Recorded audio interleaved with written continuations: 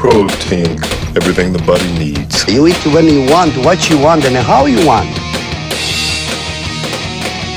Protein pizza burrito time.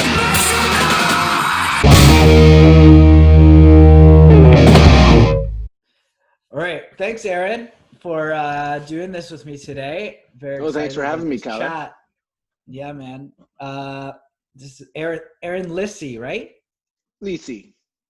Okay. Lisi. Very popular member amongst the typical Facebook groups for nutrition. Always appreciate what you have to say in helping new members or people that are just starting out with diet, have tons of questions. You're always there to give great advice. How long have you been minding diet? What's your story of getting started? And maybe you can give us some background about yourself. Okay. Well, I guess it would have been about late 2017, the beginning of 2018. And I mean, I had been off and on resistance training my whole life since high school with sports and all that, but never knew how to put the two together between nutrition and training, which is what most people have a problem with, and it's a vicious circle of never really improving. You see some improvement, but then it can quickly go away with frustration of never really getting there. So then I really started to put the things together in about early 2018. And then I started joining those groups that you're talking about on Facebook that you obviously are part of, and learned a whole lot there. And then I really, the whole nutrient density and calorie deficits and proper resistance training and all of that really came together there. So I'd say for, the last solid 2.5 years, everything's been clicking for me. And really, really excelled in those areas. Yeah, I can completely relate to what you're saying. I've always been kind of physically active since like my early 20s, and always thought I'm eating right, minding nutrition. Mm-hmm. But yeah, there was something missing in the calculations of aligning it with my training. Yeah, it's being able to put it all together. Yeah, and that's one thing that I always say is such an underrated benefit of keto, because before even knowing anything about the ketogenic diet, I didn't even consider macros or having that be like a concern in diet. I just thought, okay, well, I'm just going to continue eating whole foods, and that should make me, healthy enough. And I'll just. That's kind of like a paleo approach. Yeah. Right. Yeah. Obviously, especially if somebody's overweight and they need to lose weight, we need to prioritize protein. We need a calorie deficit, but we need high amounts of protein. And that's where the ketogenic thing really did come into play for me as well.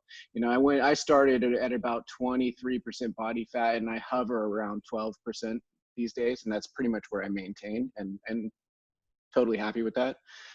Yeah. But within a calorie deficit and trying to hold on to lean muscle mass without those high amounts of protein, it's really difficult. And so now if anything with a ketogenic diet, where if you're able to sacrifice carbohydrates, you can then refocus those calories into protein. And then, it's the best of all worlds. You'll be able to resist high levels of resistance training, high levels of protein, and still maintain a calorie deficit. It's incredible. Yeah, it's great. You get such a high volume of food, you don't even really feel like you're restricting, food or energy. Right.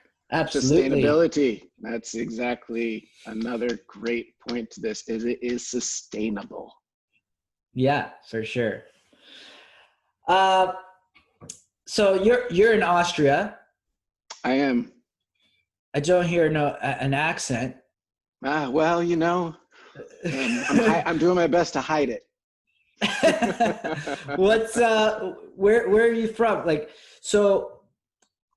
Maybe we can kind of segue into music here. So you work in the music industry in Austria? Let's go back. Born and raised in California, got into the music scene, punk rock, rock and roll, hardcore, all of that there in Southern California, where I grew up. I went to school there, everything, college, everything in California. And then started getting into the music industry part, tour managing, sound engineer, that angle of the music world. And then shortly after that, I met the woman that I am still currently with. I met her in Austria. She's Austrian, from Salzburg, Austria. Okay. And we have been together ever since. I had been going back and forth from California, my place in California, Long Beach, California, to Salzburg, Austria, back and forth, back and forth. And then in 2017, summer of 2017, we got a place together out here, and I got rid of my place in California, and I've been living out here full time. Wow, that's wicked. What kind of acts do you tour manage? It's a lot of it started within the punk rock world. My first job ever was with a band called the Vandals.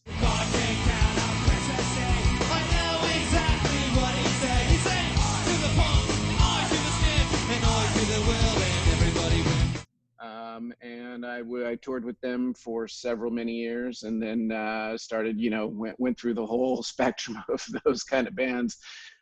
Pennywise, NoFX, Bad Religion, all that kind of stuff within that world. Did some punk, did some other rock and roll stuff, worked with Caius, went into the indie pop world, worked with this band from England called The Joy Formidable. So I've met a lot of people in a lot of different worlds of music, and but It's everything seems to amazing. come back to that punk world. The punk scene in California is just unreal, especially probably around the time you were pretty active in it, like early 2000s Right. was when it was So, like yeah. at an all-time high, especially with like the emo scene breaking out. Right. There was that. And the late 90s, early 2000s is kind of that zone of what you're talking about. And the Warped Tour was taken off and all that kind of stuff. Yeah, definitely in Southern California, there was no shortage of that kind of music. I mean, it's everywhere. Did you do the Warped Tour? Many years. That's Yeah, amazing. I did Must have been really many Warped dirty. Tours. Yeah, it was disgusting. Yeah. I mean, it was fun when I was a kid, band. man. It was fun when I was a kid. And then I remember I did the one in 2010. And I said, that's it. I'm never doing another Warped Tour again. Let's talk about nutrition or food wise. Sure. If you're on a tour like that, being a tour manager, how much of a priority was nutrition being on the road as a tour manager for an active band? But most people on the road, especially people that work in the industry, they most of them are happy just grabbing something quick at McDonald's and continuing on, and they're fine, and if that's what they want, that's what they want. It's not my choice of what I want, but so I have to do a lot of homework for myself, whether it's stocking up. It's funny, on a tour bus, you can see where my corner is, like my cupboards and stuff like that. You'll find all the whey protein and protein bars and supplements and electrolytes and all that kind of stuff is in there. That's my world. And bands that I tour with consistently are really used to that. They know. But then they'll stick their heads in there. They'll be like, so what are you making today? I'll be like, yeah, it's protein ice cream. They're like, really? Does that taste good? I'm like, yeah, it tastes real good. On the road, more than at home, intermittent fasting comes into play just because it makes it easier for me. Like I get up in the morning and I get up in the morning on the tour bus, and I make myself a pot of coffee and I go. And then I typically, after we've done sound checks and everything, and now this is kind of mid-afternoon, that's when I actually begin to eat. And then then I just devour protein. It becomes the protein game. And then at dinner time is when yeah. And then at dinner is when I start really focusing more on the micronutrients and making sure I'm getting that kind of stuff. But at the beginning, it's just coffee and then massive amount of protein. Yeah. I never considered like having, a fasting protocol mesh so well for like, a job like that. It sounds like, it'd work very well together It's versus someone ideal. that's, yeah, exactly. Nice. That's cool. So, what's your training and nutrition look like today versus, say, back then? Like, Yeah. what's a typical day for Aaron? Yeah, well, there's actual structure now, and I actually kind of know what I'm doing, so that really, really helps, you know. Typically, my days get up in the morning and make coffee, and I will drink a lot of coffee, and then I will I drink a lot of go, coffee. and then it's electrolytes and my homemade pre-workout, and then go to the gym. And then once I come home from the gym, then it's time to eat, and then it's protein and whatever I have on the menu. Tracking is huge. I use a tracking app every single day. Yeah, I feel like once you have the, I guess, some sort of experience in being diligent in tracking, Hmm. and you kind of have an idea of what foods work, Hmm. probably don't need to be so diligent. Hmm. But it's so vital in, I guess, having that transition of not ever considering tracking food versus Right. doing the practice of tracking. Right. Um, it just makes such a difference. Oh, absolutely, man.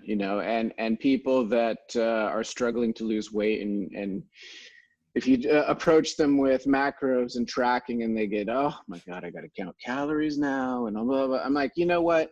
Just give me 2 weeks. Give me two Yeah. solid weeks of track. Just do it for 2 weeks. And a lot of them will just continue after 2 weeks, but just give me 2 weeks, man, just so you have an idea of what you're eating on a regular basis. You'll be shocked. You think you're eating 2,000 calories, you're eating 3,000, 3,500 calories, and then you'll figure out quickly why you're overweight. um but then a lot of these people, they get hooked on it just like I did, and they continue to track. And even those that don't continue to track, if you give me 2 solid weeks of tracking, and your routine of eating, at least you got a good idea. You know what foods work and what foods don't, and where your protein lies and how much of it you need and everything. So I mean, it's so important. You're running blind without having a good idea of tracking. Let's talk carbs. Carbs. Uh, We I love understand that you carbs. follow. Yeah. I haven't loved carbs so much since starting keto. Me too. Wondering what carbs are good carbs?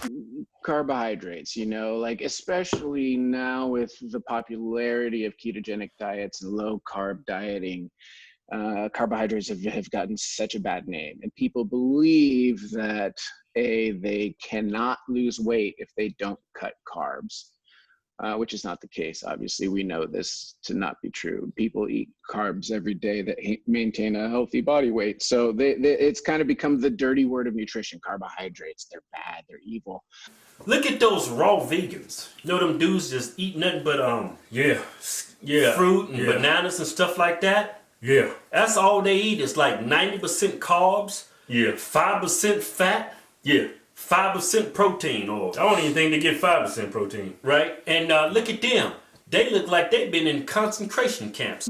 The first time I did a carb up, I went for everything that was fun. So there was a lot of sugar stuff. It was cereals and Yeah. candy and everything I hadn't been eating in the last 2 years. I kind of went nuts on. But once I got that out of my system, then I started to focus on things like sweet potato and pasta, and keeping the high sugar content stuff out.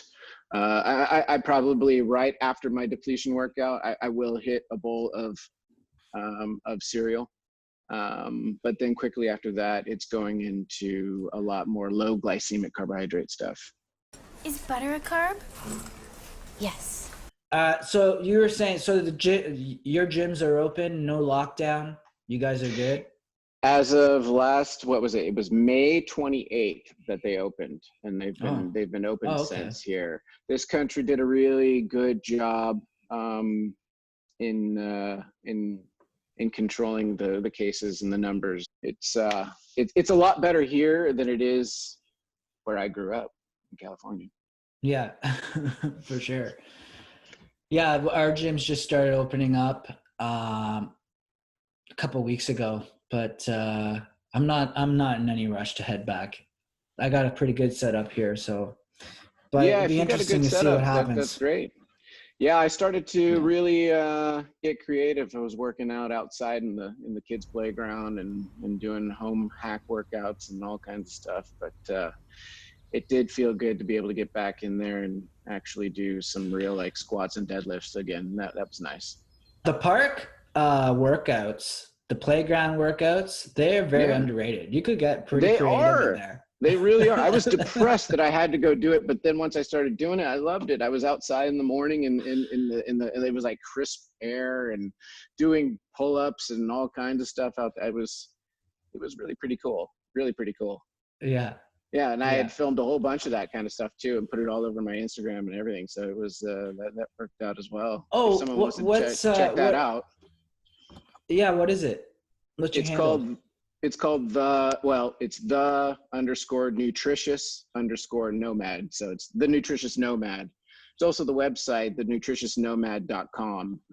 And there's a quick link right there to my Instagram as well. And you can see all the workouts and stuff that I've kind of put together. And it's a whole website dedicated to basically what we've been talking about, just helping people understand how to get their weight under control, how to begin resistance training, how to do it, and how to put it all together. Between my Instagram and the website, I've kind of like put a lot of information there. I've put information that I've learned directly from you, from the groups, from everything. And I've even talked about you in a couple of my posts as well on Instagram. Oh, I've directly said your name and Nutrient Keto because I've stolen some of your words to put on there. Nice. That's what it's all about, sharing what we learn. There's so many things that are echoing, that are ridiculous, that I'm not going to shut up if that means I can help a person. So absolutely. That's very cool. Cool, man. Well, thanks so much. You enjoy the rest of your day. Yeah, you too. And, we'll chat soon. All right, thanks for having me. We're gonna break down our prejudice. I know exactly what he said. He said, I to the punk, I to the stiff, and I to the will, and everybody wins.